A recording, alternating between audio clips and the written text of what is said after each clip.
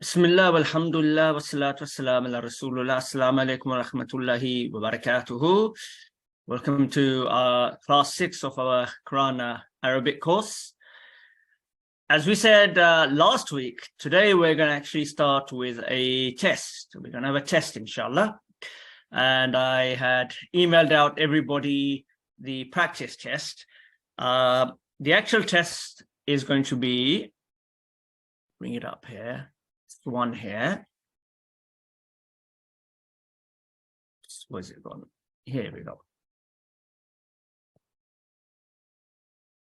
Okay, everybody sees this test, I hope.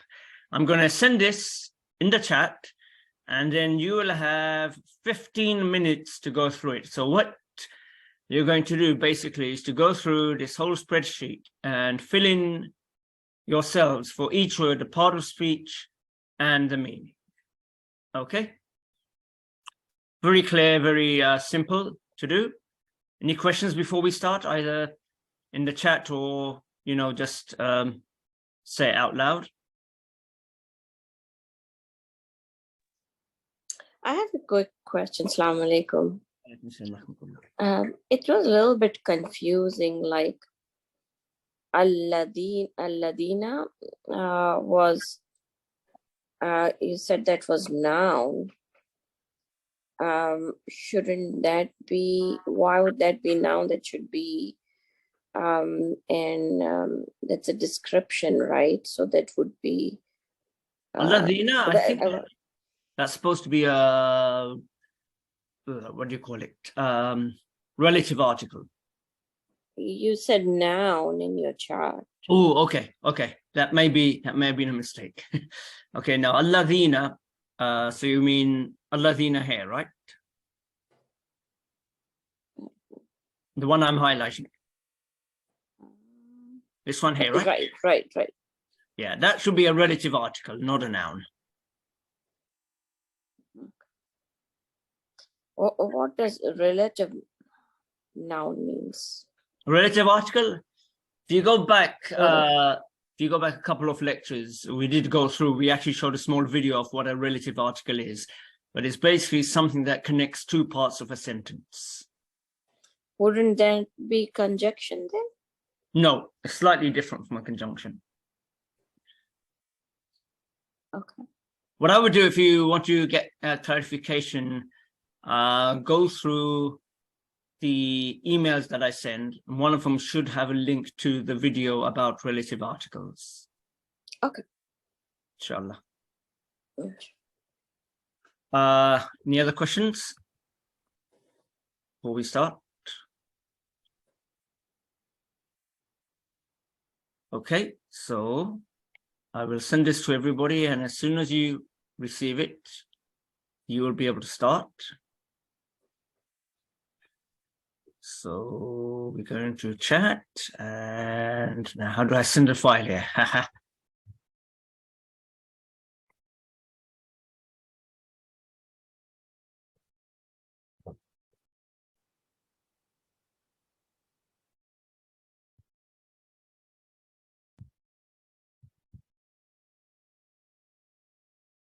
Access to file restricted by your account admin. Ooh, that's not good. Let me see if I can fix that quickly here.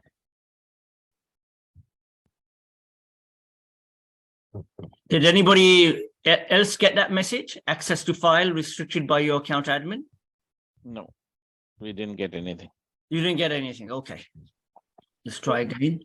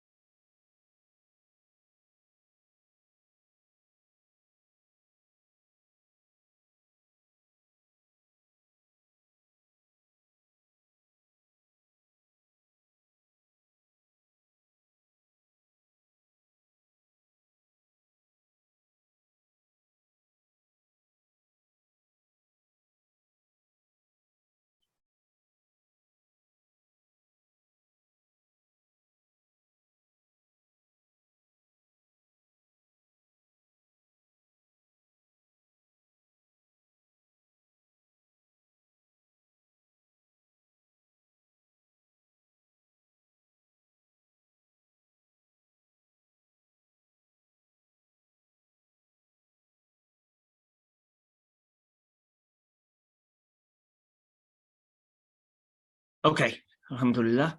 I've updated the settings now. It's interesting. I didn't know Zoom had so many settings. You go through the page and there's so many settings, subhanAllah. Okay. Okay, sent it now. Oops, does everybody see it now? No. No? No.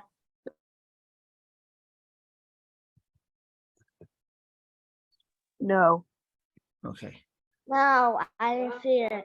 Okay. 1 second then.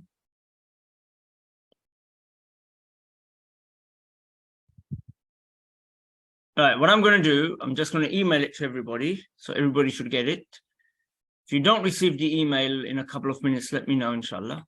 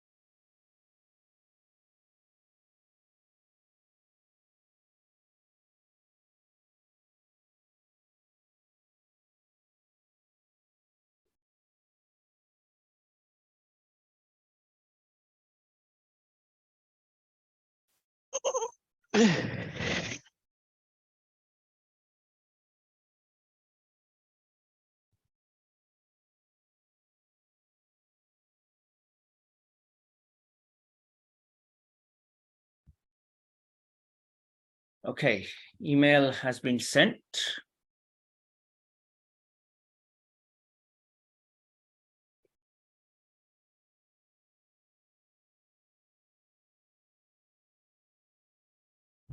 And everyone should have received it by now.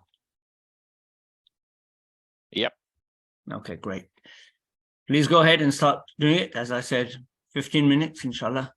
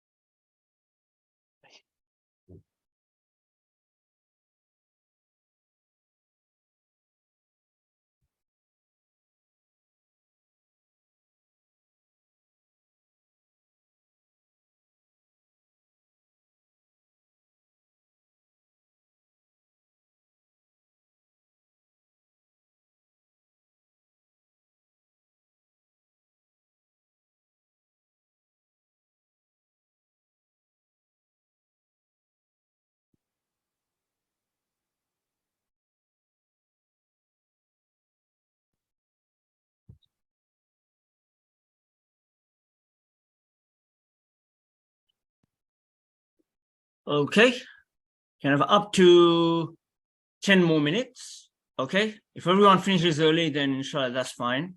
I'll check again after 5 minutes. And then I'll talk to you at the end. Some people are asking how we submit the tests. Okay, so we'll go through that as well at the end.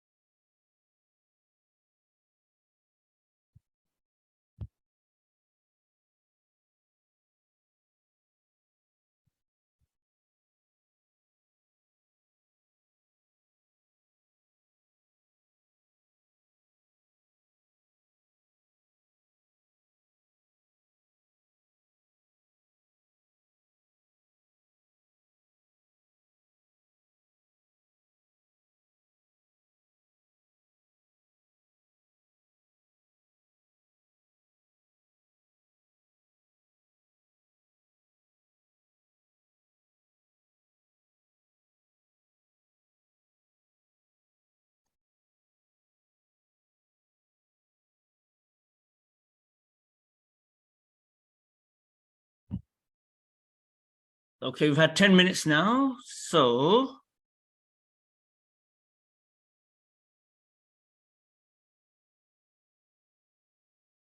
please don't be shy here. If you need 5 more minutes, I can give it to you. If everybody is done, then we can continue. So, you know, either say it or in the chat, let me know if you need 5 more minutes.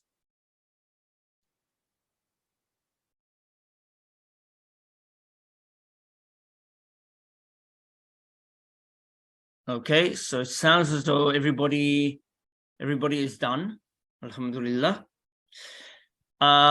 Oops, sorry, Brother Zach needs 5 more minutes. Go ahead, Brother Zach, you can have your 5 more minutes, inshallah.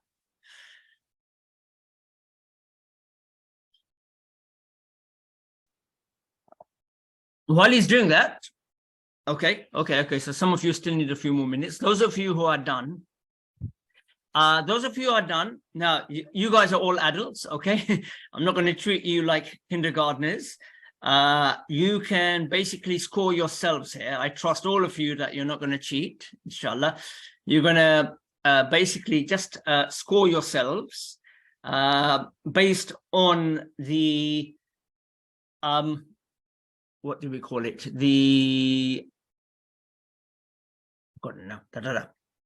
Based on the practice one that I gave you earlier on. Okay, so I'd like you all, you don't have to do it right now, okay? You can start now if you want to while you're waiting, but I'd like you to all score yourselves and then email me the score that you have. The way the scoring works, you get 1 point for the part of speech and 2 points for the word meaning. So 1 point for the part of speech and 2 points for the word meaning. Okay, so go ahead, calculate your score, and inshallah, just email me the score that you have anytime in the next week or so, inshallah. Make sense to everybody? Any questions about that?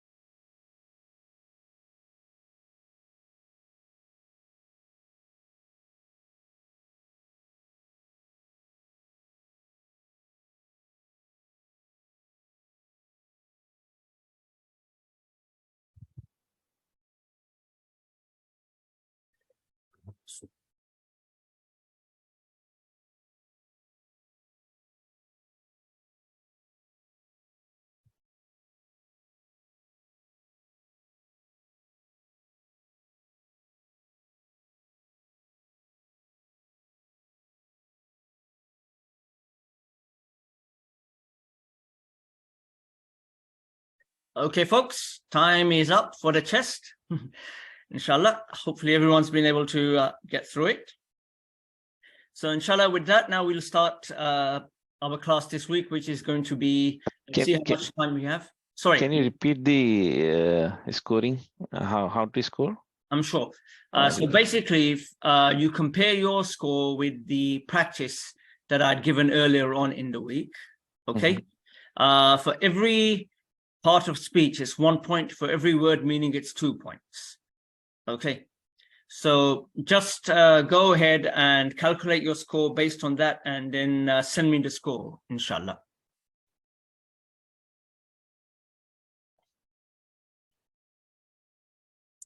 Okay. All right. So inshallah, today let's see how much time we have. Let's try and get through Surah Al-Falaq and Surah An-Nas, inshallah. Go ahead and share my screen here. Use this one here. Okay. Okay, so this time, before I start, I'm just going to ask everyone can see the full page, Quranic Arabic Classics. Yes? Good. Yeah. Please, if I make mistakes like I did last week, please just shout it out, because I can't check the chat all the time while I'm doing the class. Okay. All right, inshallah. So today we're going to be starting to look at Qul A'udhu bi Rabbil Falaq and Qul A'udhu bi Rabbin Nas. Again, the reason we chose these two is because generally speaking, most people, when they learn the surahs, they tend to learn it, they learn Al-Fatiha, obviously, they learn Qul Huwallahu Ahad, Al-Ikhlas, and then they tend to start from the end of the Quran and work their way backwards. So most Muslims have, memorized these two surahs and they recite them while they're praying. So that's why we choose to do these two surahs next. Now, these two are kind of the surahs where, to a large extent, you need to understand a little bit about the tafsir behind them, the asbab al-nuzul, the revelations behind them. And that's a little bit beyond the scope of this class. So I would recommend everybody, outside this class, maybe to try and grab hold of one of the numerous tafsir books that are available online today and find out a little bit about, under what circumstances these two surahs were revealed.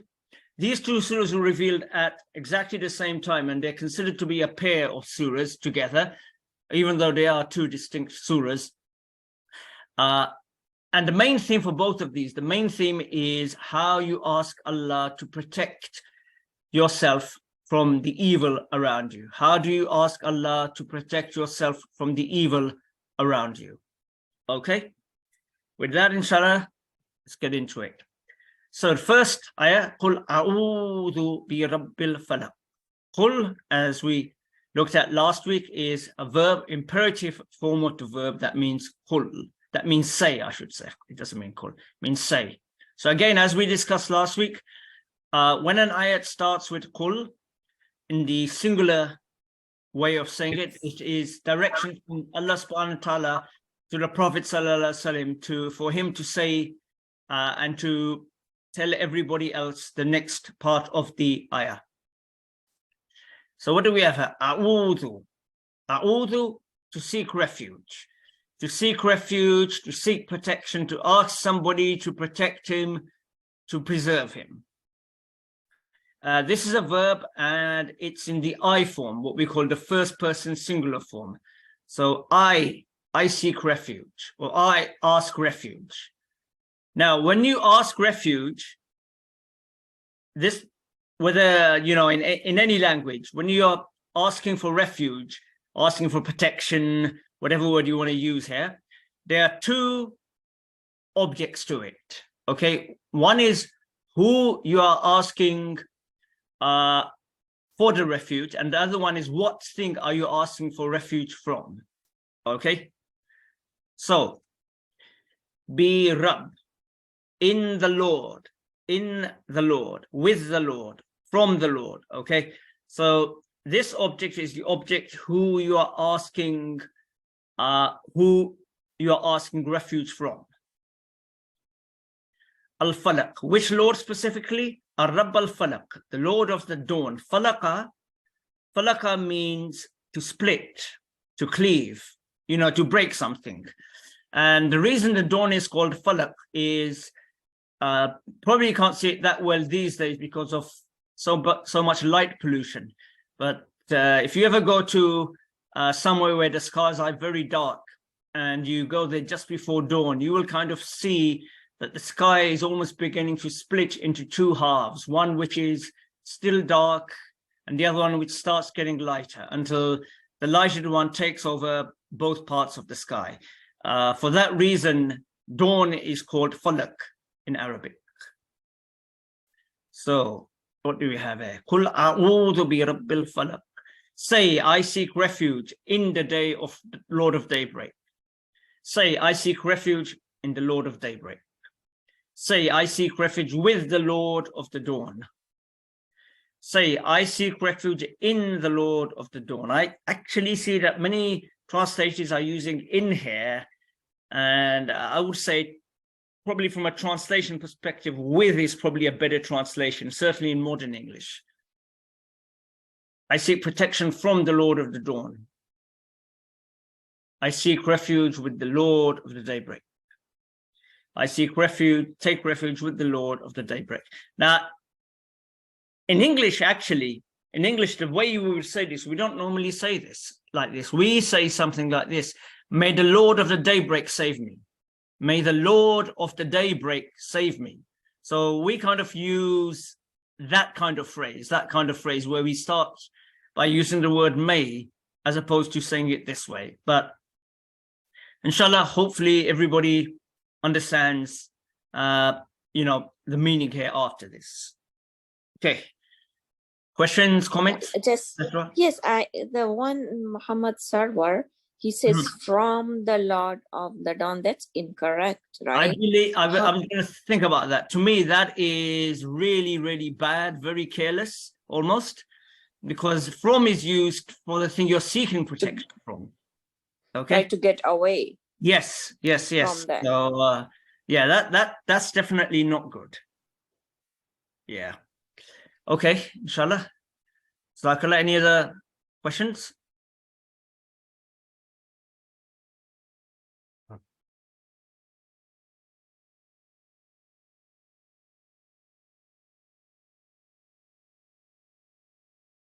Okay, let's continue then, inshallah. Right, so next ayat, min sharri ma khalaq. So min is a preposition here, and it means from.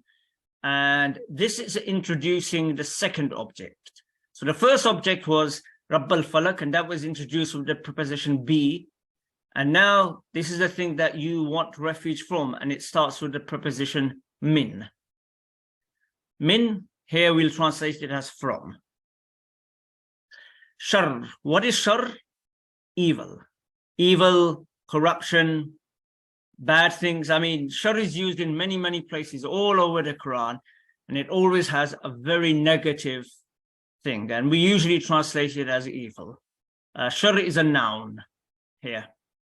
Why is that noun? Shouldn't that be a verb? Because it is a quality, right? No. I mean, adjective. No, it's a noun. It's a pure noun. From the evil. The evil is what you are seeking refuge from. Yeah, many times this get very confusing for me.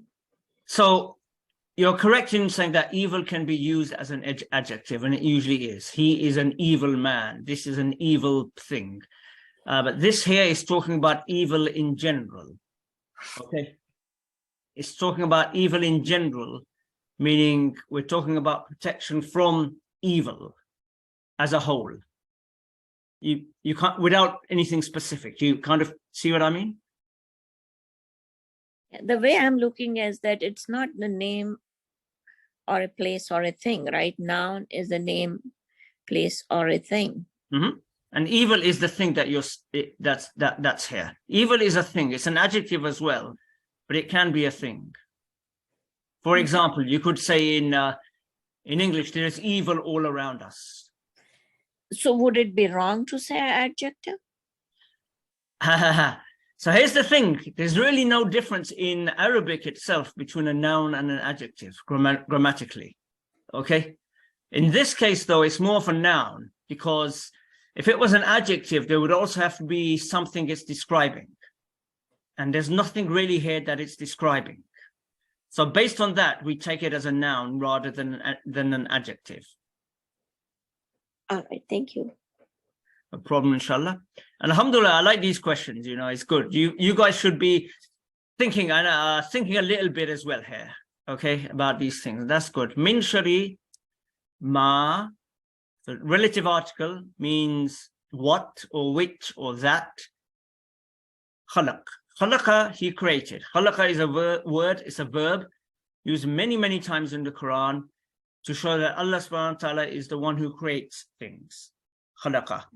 And, you know, this time there's almost a one-to-one mapping of it. In English, the only word you can really use to translate khalaqa is create. So if we put this together, this is fairly straightforward. Min sharri ma khalaq. From the evil of that which he created. From the evil of that which he created. From the mischief of created things. From the evil of what he has created. Against the evil of whatever he has created. From the evil of what he has created.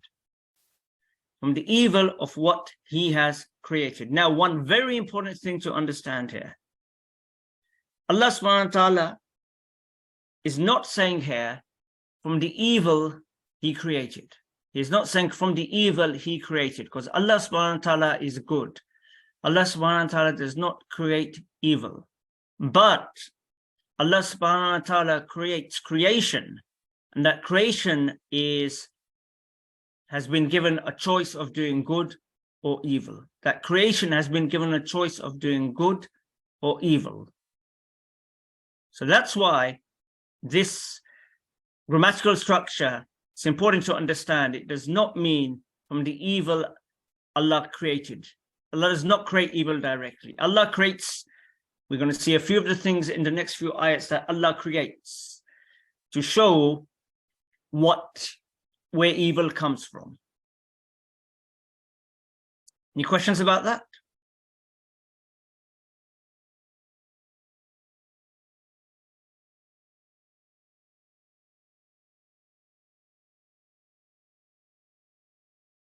I think that was a really good point you pointed out, because Allah subhanahu wa ta'ala doesn't create. Does not create anything evil directly. Allah subhanahu wa ta'ala does not create evil just for the sake of creating evil. Right. Yeah. And of course, the whole point of good and evil, many, many places in the Quran, is basically all a test for us. We're tested by good, we're tested by evil, we're tested by creation. We are tested by creation. Allah subhanahu wa ta'ala has made some creation as a test for us. Okay, let's go. Wamin, and from. So this is interesting now. This is one of the Quranic styles that you have. That Allah subhanahu wa ta'ala starts by saying, I seek refuge from the Rabb al-Falaq, the Lord of the Dawn, from the evil that he created. And we see that's a very general sentence. It's general. But then Allah subhanahu wa ta'ala, after the general thing, he then goes into specifics, I should say. And we're going to see there are three specific things that are going to be mentioned here. Okay. Again, this is a very, highly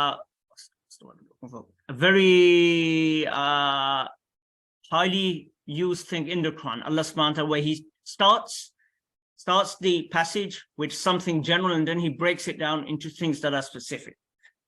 Okay, so let's see. So we start with wa, means and. Okay, so here and simply means we're continuing this thing. We haven't finished talking about it yet. And min, from. Sharri, same word, evil. Again, it's a noun here. Ghasikin. What is ghasikin? Means darkness. Means darkness. It has other meanings here, but here it means darkness. Idha, when, waqab, it spreads. So what does that mean? It gets dark. Basically, the day changes into night, and as you look at the sky, you see that the darkness of the night is spreading over the sky slowly, starts from one side and goes to the other side. and from the evil of darkness when it settles, from the evil of the darkness when it is intense, from the mischief of darkness as it overspreads. That's an interesting word, mischief there. From the evil of the utterly dark night when it comes. I seek his protection against the evil of the invading darkness, from the evil of the darkening night as it comes, or the moon as it sets or goes away, although that is an interpretation, okay? Notice it's in parentheses, it's an interpretation. From the evil of the darkness when it gathers. Now, again, this was not going to be, I did not want to make this a tafsir class, but there's one important point which I only found out about this, very recently. One of the interpretations you find from the proper scholars is that this is talking about the full moon. This is talking about the full moon. Now, we may wonder, well, hang on a second, that doesn't seem to make sense. Full moons are usually associated with, very superstitious things, things like werewolves and, mists and things like that. Things that almost touch on shirk. So where does this idea come from that, the moon has some kind of influence? And then I started actually looking into it, and I found that somehow there seems to be a correlation between bad things happening and the full moon. There is a correlation between bad things happening and the full moon. Rather than me talking about it, let's take it to an expert. I found a good video on YouTube by a registered nurse where she talks about this. And inshallah, we're going to play that video now. Again, if you can't hear the video, please let me know as soon as possible. Just before that, can I ask you another question? Like, Oh, please. Yes. here, share, isn't this becomes adjective because the noun is coming after it? Like the sister asked before? No, it's actually a possessive statement, okay? Shir here means evil, but the evil of something. And what is the evil of is the next thing in there. So it's a possessive noun rather than an adjective. Okay, the evil of this. So again, think in English. I seek refuge from the evil of the what? I don't know, TV. The evil of the internet has caused me to go astray. It's kind of like saying that kind of thing. Make sense? Yeah. Okay. All right. Okay, let's get this video. Science.com, and in this video, I'm going to talk about the full moon phenomenon. Okay, was everybody able to hear that? Yes. Okay. Yeah. Okay, good. Yes, I hear that. Okay, let's go back and. No video. Okay, now it's coming. It's coming. Give me a second here. Meeting chat. Meeting. Screen. There we go. Here with registered on Science.com, and in this video, I'm going to talk about the full moon phenomenon in the healthcare setting. If you have ever spoke with a nurse or a doctor who works in like a hospital, the vast majority of them will tell you that they absolutely hate working during a full moon. And the reason why is because patients and coworkers tend to act a little bit more crazy than normal. So in this video, I'm going to talk to you about what the research studies show about this phenomenon and give you my take on what I think about it. And after all that, you can just be the judge for yourself and decide if the full moon phenomenon is real. So first, let's talk about what the studies say about it. Has this been studied? And if so, what are they saying? Well, there's some conflicting stuff. One study done by a man named Robert Todd Carroll, he reported in his article called Full Moon and Lunar Effects that there was absolutely no effect on human behavior during a lunar full moon. But on the contrary, you have Alan M. Beck, who is from Purdue University. He did a study on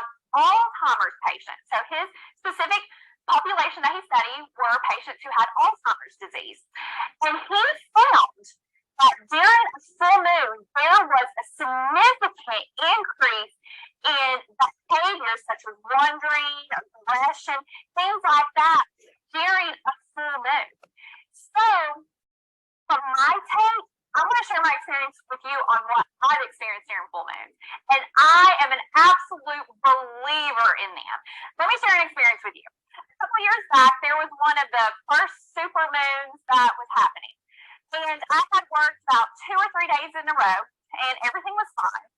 And I had 5 patients, and pretty much all my 5 patients, they had a history of mild Alzheimer's, meaning that they were alert and oriented, and they could function, but they did have a history of it. But here comes the super moon. I think it was my 3rd day. And it's about the 5 o'clock hour, 6 o'clock hour. I'm working day shift. And all of a sudden, I noticed a really big decline in all 5 of my patients. They started wandering. They started becoming aggressive. They're asking for people who have passed away. They're super confused, getting out of the bed, trying to leave the room. And I've had to get the nursing assistants, other nurses to just help me watch my patients so they don't get up and fall and hurt themselves. So I was like, what is going on? And I remember another nurse saying, oh, it's the super moon.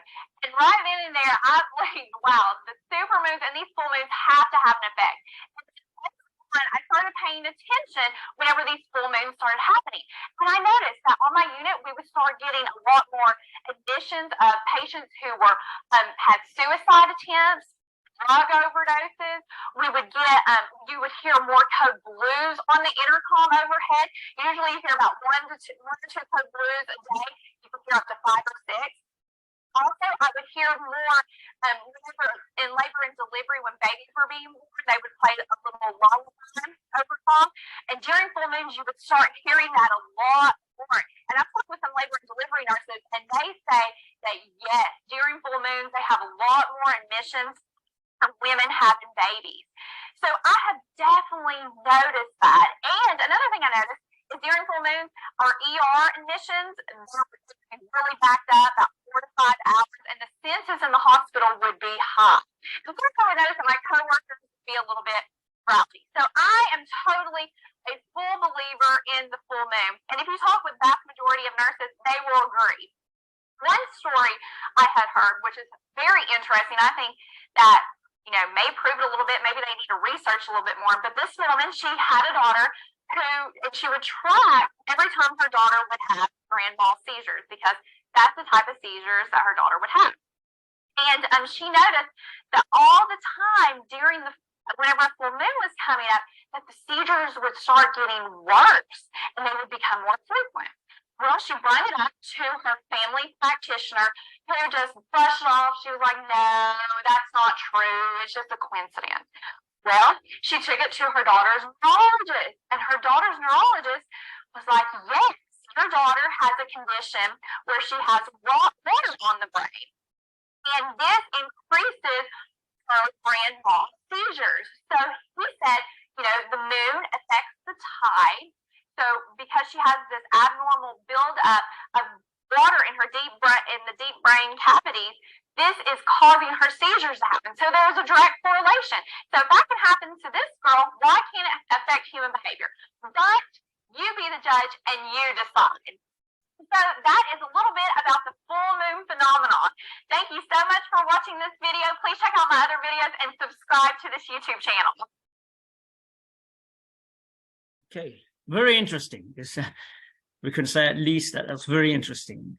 Okay, those observations. And at the end of the day, I think we have to say Allahu Alim. Okay, inshallah, let's continue.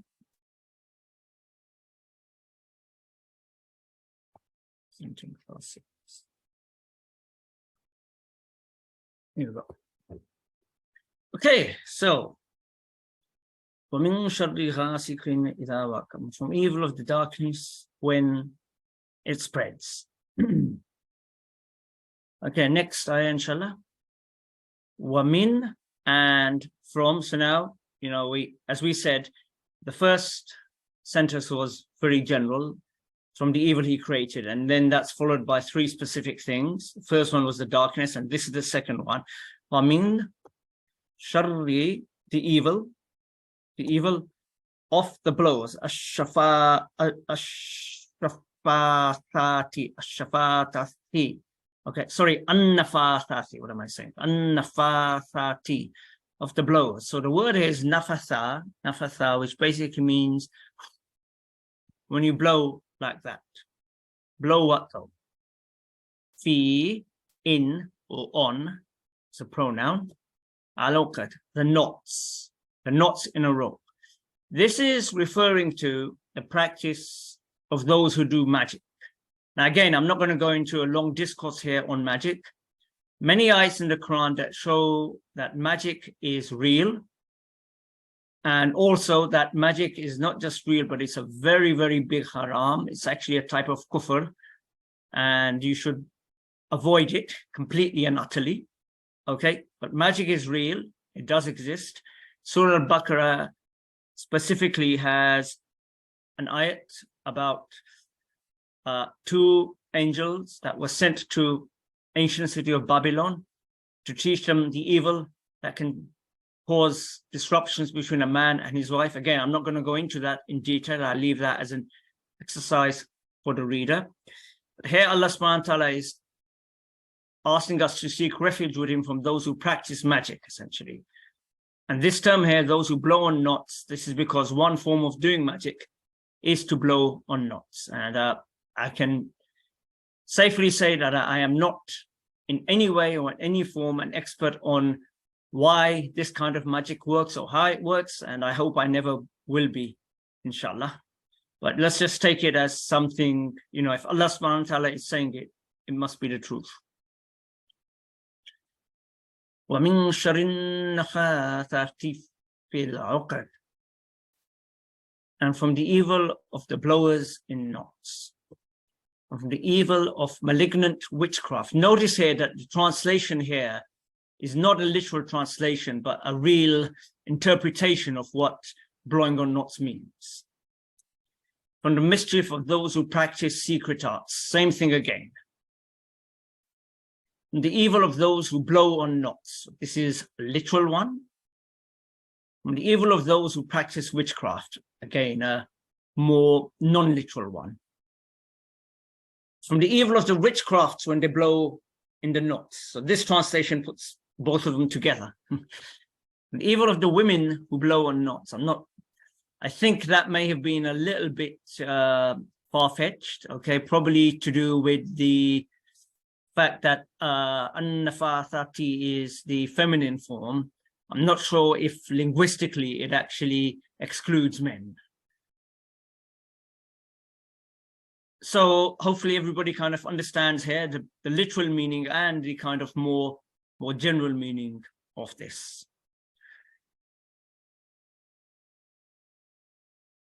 And of course, we all know that most of us are from, you know, back from the Desi, you know, sub-Indian continent. And we know that there's a lot of things where especially the elder people are telling you, under certain circumstances, these are the 2 surahs you should always recite.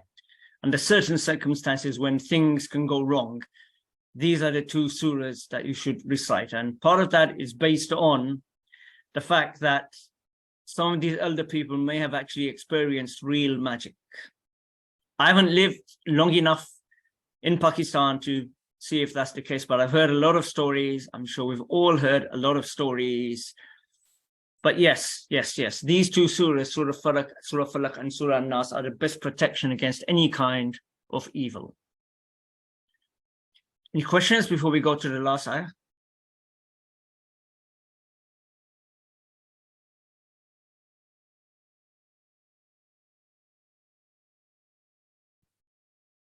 Okay, nothing in chat, so let's continue.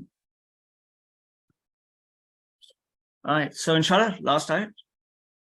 Will be the easiest one. Wa, and. So again, we're seeing, I seek refuge with the Lord of the dawn from the evil of those things he created. And. Okay, so again, general followed by specifics. Wa, and, min, from. Shar, again, shar, the evil of hasidin. What is hasid? I think we all know hasad, jealousy. So jealousy, you know, the definition of jealousy is not necessarily that you don't like the fact, you notice that somebody has got something better than you. Somebody has got something better than you. But jealousy happens when you want that person who has something better than you to lose it. You want that person who has something better than you to lose it. So you have an evil thought. Okay, you have an evil thought. I wish he did not have it, and I wish that I had it. And then sometimes you act on that. Sometimes you act on that. And when you act on it, that's when we all have to seek refuge with Allah from the one who is jealous, because he may try and do something bad to you. Either when hasad, he envies. So we're using the word hasad here twice. The first is used the noun form, and then the second one is used in the verbal form. Just go back a little bit. And from the evil of the envier, this is a noun, the one who envies, the envier, either when, as a conjunction, he envies. He envies. Okay. Now, this is kind of one of the grammatical differences between Arabic and English. In English, we would normally use either the noun or the verb. You know, I seek refuge from the envier. I seek refuge from the one who is jealous, the one who envies. Okay. But in Arabic, is kind of, things tend to be a little bit more spelled out under certain circumstances. So we see translations here. And from the evil of an envier when he envies. And from the evil of the envier when he envieth. Again, using the old-fashioned English. And from the mischief of the envious one as he practices envy. I actually like mischief here. I actually like mischief, as a translation for shar. Okay? Because that's really what it is. And also mischief, there's really no confusion between whether it's a noun or a adjective. If it was an adjective, it would be mischievous, but mischief is a noun. And from the evil of the envious when he envies, and from the evil of the envious ones. So again, notice that Muhammad Sarwar here, he does not translate it literally, but kind of puts the two envies, hasads together and comes up with one translation. From the evil of the envier when he envies, from the evil of an envier when he envies. Okay, and grammatically, the word hasad here, the fact that it ends in two fathas here, as opposed to one fatha, that's what makes it singular as opposed to plural. Okay, or rather, sorry, not singular. That's what makes it use the indefinite article. So we see that most of these some of these translations are saying an envier. Whoops. Some of them are saying, whoopsie, there's the next one. I'm going forward a little bit here. Sorry. Some of them are saying the envier, some of them are saying an envier, and it's probably more correct here to say an envier. Okay. Any questions, comments, etc.?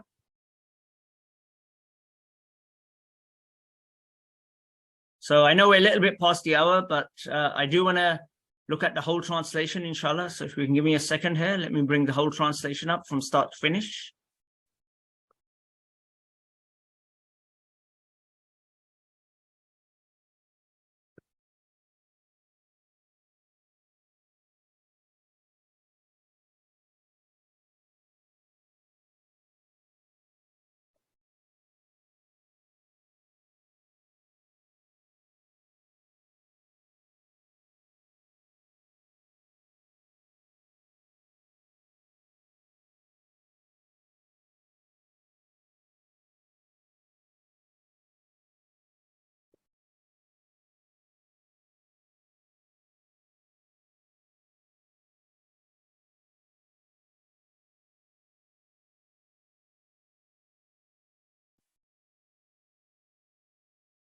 Okay, hopefully I can fit it all in here.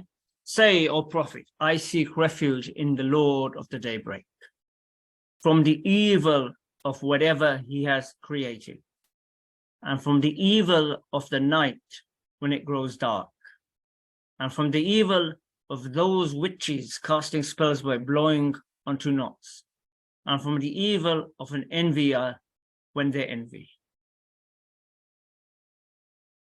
Yeah, I think I saw a question in the chat there. Yeah, Quran Corpus. I'm using corpus.quran.com for these translations. There are many sites here where you can get multiple translations as well, but that's the one that I'm using for now. Okay, a little bit late today, but alhamdulillah, we got through quite a lot. Any questions, comments before we end? I just want to know what's the, excuse me, importance of learning the grammar, like doing if it's noun, verb, and stuff. For just a beginner like me, rather than just learning the meaning of the words. Yeah, I mean, here's the thing: the deeper you get into the Quran, the more understanding you have of it, and it does affect the meaning as well. As I said, there's not really a one-to-one correlation between English and Arabic in many things. And so understanding the part of speech kind of does help you. It does help you get to the bottom line to figure out exactly what this ayah means. Yeah, we could have just done it purely on words alone, but I want you to go just a little bit beyond that. There may be some bias here from the way I was kind of taught Latin, as I said in the first class many years ago.